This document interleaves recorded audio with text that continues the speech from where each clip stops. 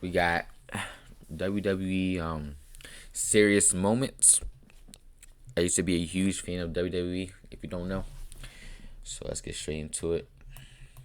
In October 2018, Monday Night Raw kicked off like normal, with the Universal Champion Roman Reigns starting the show. Then, the big dog hit us with this. Damn, shit might make me cry already. My real name is Joe, and I've been living with leukemia for 11 years, and unfortunately it's back. And right now, the best thing for me to do is to go home, to focus on my family and my health. And I'm gonna have to relinquish the Universal Championship. After sharing this What does relinquish mean? Hold on. I ain't gonna lie to you. Because I ain't gonna skip over the word like I don't know what it mean, though. Relinquish. Okay. Relinquish. heartbreaking news, Reigns was joined by Seth Rollins and Dean Ambrose. Thankfully, Roman did return about 3 months later to a huge ovation. I'm in remission, y'all.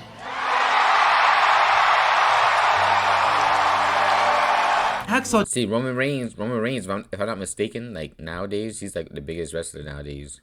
I've been stopped watching wrestling because they took I forget what year it was, but they took a turn, like, it's called, like, I forget what they call it, like a PG turn. Like they wanted to stop, like Vince McMahon wanted to stop WWE from being like so kind of crazy, you know what I'm saying crazy shit, doing crazy shit on the screen.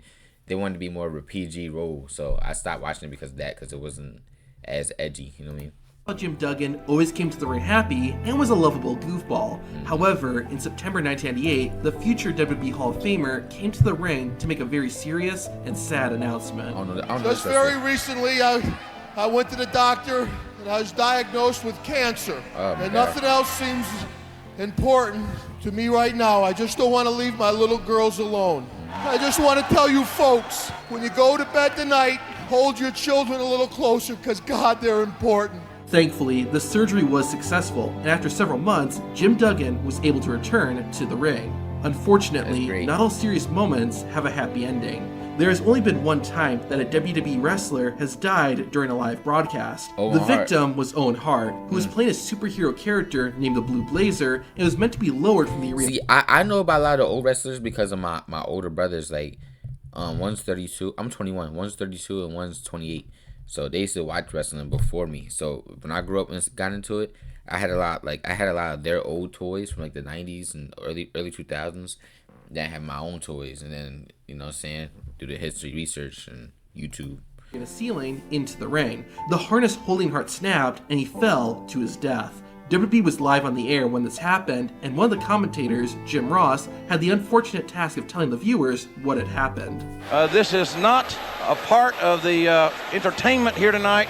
This is as real as real can be here. We're here to entertain and have fun, but this is neither. No, it doesn't look good at all. Later in the broadcast, Jim Ross would give a very sad update. I have the unfortunate responsibility to let everyone know that Owen Hart has died. Owen Hart has tragically died from that accident here tonight. I remember they were trying to say Bret Hart was mad at Vince McMahon because instead of stopping the show, I guess he kept it running, and niggas was mad about that.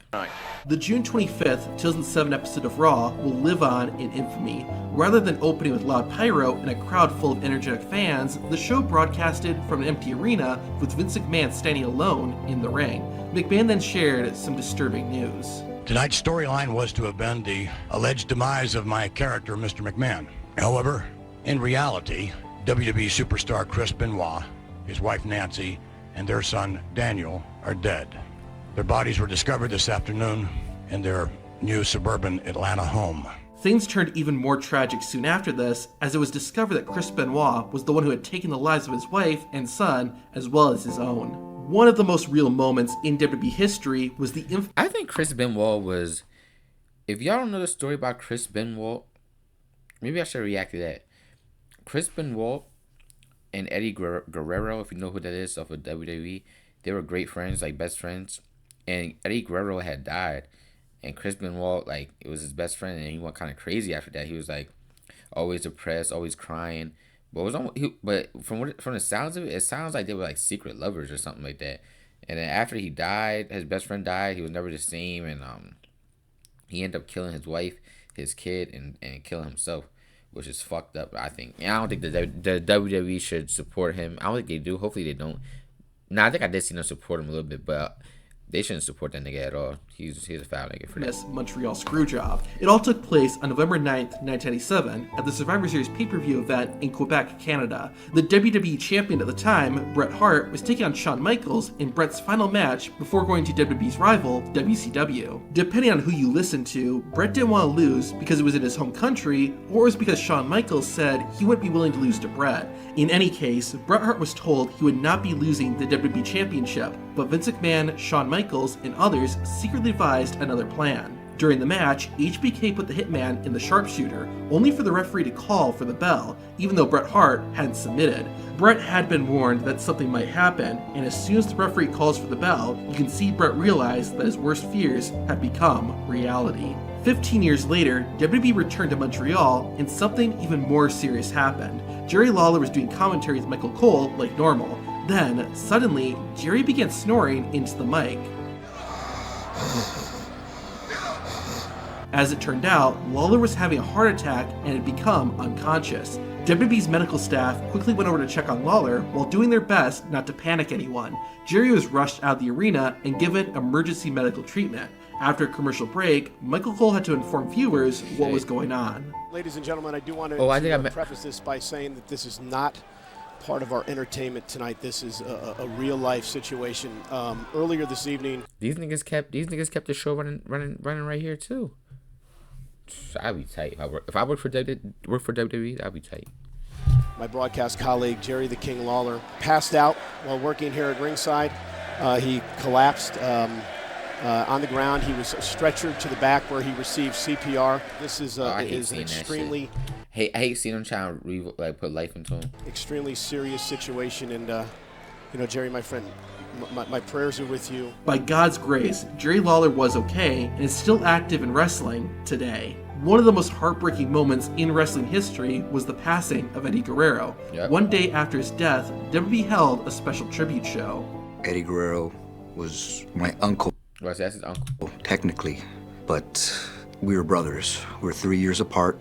He was the big brother I never had. I was the little brother he never had. We always grew up with the dream of becoming tag team champions. And, excuse me, we were able to let that dream come true. That dream came true here in WWE. That was a tag team for me that will never be replaced. I'll never have a tag team partner like you, Eddie, ever again. I want Eddie's wife and kids to know how much they meant to him. It's all he ever talked about. I know that somewhere Eddie's gonna be looking down on this night, proud that all the guys went out there and put on a show for him. I miss you, man. I love Triple H. He's one of my favorite wrestlers. Some of the most emotional and real WWE moments have happened backstage. To see those, watch the video on screen. Damn. They still wearing my oath. Damn. Whew. Rest in peace to all those WWE members. I need to get back into it. We're on to the next.